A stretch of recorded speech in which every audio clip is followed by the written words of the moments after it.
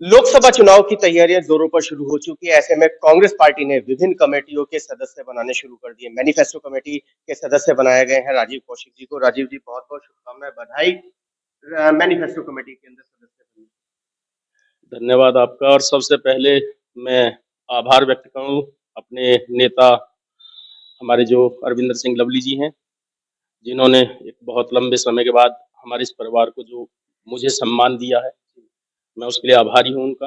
और अपनी अखिल भारतीय कांग्रेस कमेटी के अध्यक्ष श्री खड़गे जी का आभारी हूं, जिन्होंने मुझे ये सम्मान दिया और इस लायक समझा कि मैं लोकसभा का जो चुनाव है उसमें जो मैनिफेस्टो कमेटी का सदस्य के नाते मुझे मनोनीत किया है उसके लिए। राजीव जी, चुनाव जब शुरू होते हैं, जन प्रत्याशी गलियों पे, सड़कों पर, मंचों पर जाता है तो अपने घोषणा पत्र की लिए घोषणाएं करता है। तो आपने क्या सोचा है, क्या कांग्रेस क्या नाम है घोषणा करेगी 2024 के लिए? हमारे जो नेता हैं राहुल गांधी जी, उनका सबसे पहले निर्देश यही है कि हम जाएं और जन जन तक, जो नीचे सबसे निचला पायदान पे जो सबसे पीछे व्यक्ति है, जो सबसे मजलूम है, सबसे गरीब है, हम उसकी समस्याओं तक पहुंचे। और उसकी समस्याओं को हमारा काम है राहुल जी तक पहुंचाना। हालांकि वो जो न्याय यात्रा पर हैं वो इसीलिए हैं कि वो हर आदमी की समस्या, उसकी क्या जरूरतें हैं, उन सब चीजों से वो खुद रूबरू होना चाहते हैं। और उसी के हिसाब से मैनिफेस्टो तैयार होगा और इसी के लिए हम लोगों को लगाया गया है। क्या आपने कोई पॉइंट तैयार करे हैं जो आप डलवाना चाहेंगे मैनिफेस्टो के अंदर? हमारी तरफ से सबसे पहले ये है कि जो अभी राहुल जी का कहना, राहुल गांधी जी का, कि छोटे दुकानदारों को जो है एक तरीके से छोटे उद्यमियों को बिल्कुल समाप्त किया जा रहा है। उसमें सबसे पहला जो हमारा टैक्स का दायरा है उसके ऊपर सोचना है।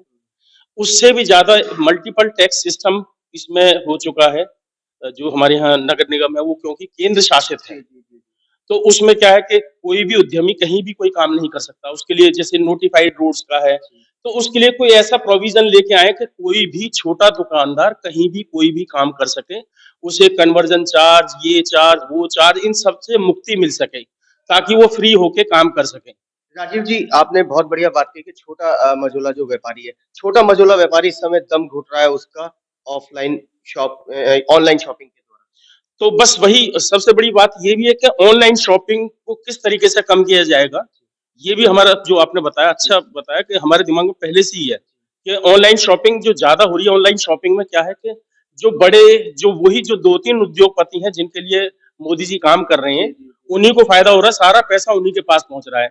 जो हमारा छोटा दुकानदार है, जो रोजमर्रा में हमारे साथ खड़ा हुआ है, हमारी सामाजिक परिस्थितियों में भी हमारे साथ है, नौबत ये आ रही है कि दुकानदार अपना किराया तक नहीं निकाल पा रहा। बिल्कुल किराया भी नहीं निकाल पा रहे हैं। तो उसके लिए कुछ इस तरीके की एक पॉलिसी डिसाइड की जाए कि भी किस तरीके से कि ऑनलाइन शॉपिंग भाई जो है वो उसको किस तरीके से एक एक फ्रेम में बांधा जाए, ताकि जो मझला और छोटा जो दुकानदार है उसका नुकसान ना हो, उसकी जीविका चलती रहे। ये सब चीजों को देखने का समय है, क्योंकि सबसे ज्यादा जो रोजगार प्रभावित हो रहा है वो इन्हीं लोगों से, लोगों का हो रहा है। और लगभग मेरा मानना ये है कि मध्यम परिवार इसमें पिस रहा है। मध्यम परिवार भी पिस रहा है। और सबसे बड़ी बात है बेरोजगारी, वो ग्राफ इसी वजह से उठ रहा है क्योंकि जो छोटा दुकानदार, मध्यम व्यापारी, मध्यम उद्योग, ये सब धीरे धीरे समाप्त होते जा रहे हैं। मैन्युफैक्चरिंग सेक्टर खत्म होता जा रहा है, जिसकी वजह से बेरोजगारी चरम पर पहुंच रही है। राजीव जी, बात करें राहुल गांधी के दिन प्रतिदिन फॉलोवर्स का बढ़ने के पीछे कहीं ना कहीं युवा का साथ मिलना है। बिल्कुल बिल्कुल। और राहुल गांधी ये कोई फेक फॉलोवर्स नहीं है कि आपने फेसबुक को और उसको ट्विटर को या किसी को कह दिया और अपने फेक फॉलोवर्स बढ़ा लिया, आज 10 करोड़ कर ली, 20 करोड़। वो एक्चुअल फॉलोवर्स हैं जो दिल से जुड़े हुए हैं। वही मनमोहन सिंह जी के लिए क्या कहना चाहेंगे कि 10 साल उनके पूर्ण हुए? मनमोहन सिंह इस भारतीय राजनीति के लेजेंड हैं, जिन्होंने अर्थव्यवस्था को उस चरम पर पहुंचाया जिसकी वजह से पिछले 10 साल से मोदी जी इस भारत को बेच बेच कर खा रहे हैं और अभी भी हम भूखे नंगे नहीं हुए। ये बड़ी बात है। ये अर्थव्यवस्था इस मनमोहन सिंह जी की देन है, जिन्होंने अपने प्रधानमंत्री रहते हुए इस देश को उस चरम पर पहुंचा, इस अर्थव्यवस्था को तीसरी बड़ी अर्थव्यवस्था बनाया। आप कह रहे हैं कि मनमोहन सिंह जी ने बनाया, लेकिन निर्मला सीतारमण जी की बात करें तो उनका ये कहना है कि 10 साल में 80 करोड़ जो गरीब लोग हैं वो गरीबी रेखा से पार हुए। अब आप कह दो कि जो दिन में अगर एक बार रोटी खा लेगा वो आदमी गरीब नहीं होगा, तो फिर तो कल को ये भी कहोगे कि जो आदमी 6 दिन भूख रहेगा और वो गरीब नहीं होगा, फिर तो कोई आदमी, फिर तो गरीब रहा ही नहीं ना कोई भी।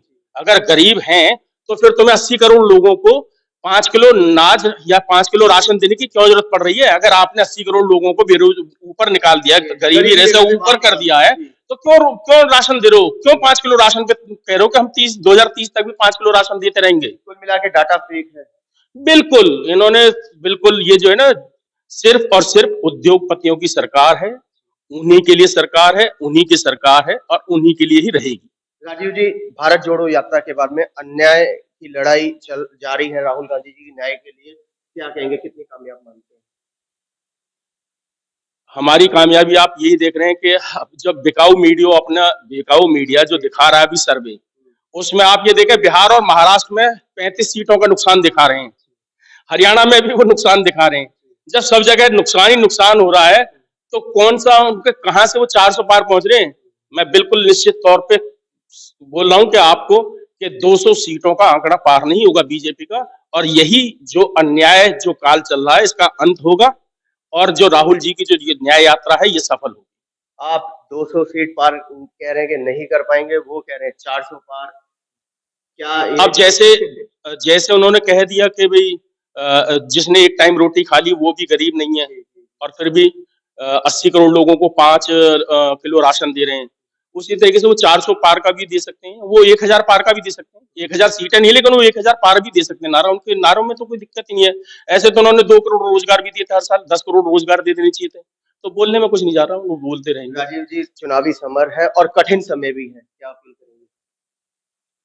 बस मैं यही कहूंगा कि आने वाला समय है, देश का भविष्य तय होगा, युवाओं का भविष्य तय होगा, जवानों का भविष्य तय होगा, किसानों का भविष्य तय होगा। अपने भविष्य के लिए वोट दें, सोच समझकर वोट दें। बेरोजगारी की समस्या को देखते हुए, महंगाई की समस्या को देखते हुए, देश की सीमाएं आज के समय में सुरक्षित नहीं है। चीन हमारे कम से कम भी 20 किलोमीटर अंदर तक घुसा हुआ है। इन सब चीजों को देखते हुए झूठ से दूर हटकर सच्चाई के लिए वोट दें। बस यही कर रहा हूं, और देश के लिए वोट दें।